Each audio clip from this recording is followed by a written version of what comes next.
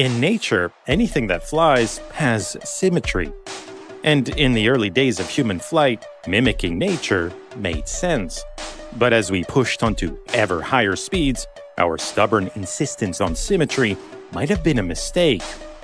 In the 1950s, a brilliant NASA engineer began to push for a radical new approach, proving theoretically and with prototypes that aircraft didn't have to be symmetrical.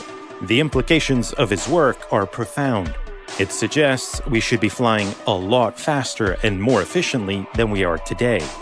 Since the dawn of flight, aircraft had been getting faster. In 1920, the fastest plane could barely reach 300 kilometers an hour. By the 1940s, they were already flying 3 times as fast, but there seemed to be a limit beyond which they simply couldn't go. Pilots called it the sound barrier.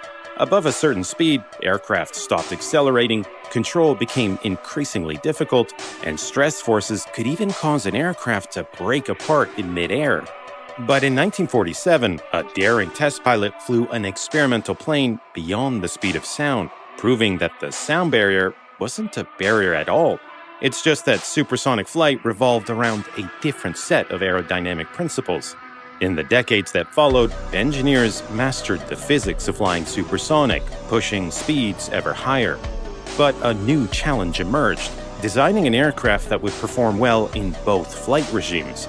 Any aircraft optimized for supersonic flight would, by definition, fly poorly at subsonic speeds, because the ideal wing at lower speeds was long and straight, but for supersonic flight it was thin or sharply swept, a shape that struggled to generate lift at lower speeds. Engineers struggled to find a solution, eventually coming up with a kind of wing that could transform in midair, functioning more like a straight wing at subsonic speeds and sweeping back for supersonic flight. But variable sweep wings created their own set of problems. Pivot mechanisms had to bear immense lift, rotational, and bending forces. Shifts in the center of lift had to be compensated for with larger stabilizers or other systems, all of which added weight and complexity, largely undoing performance gains. Variable sweep wings were only successfully applied to a small number of military aircraft, none of which are still produced today. The sound barrier might not have been an actual barrier, but it seemed that flying faster would always involve serious trade-offs.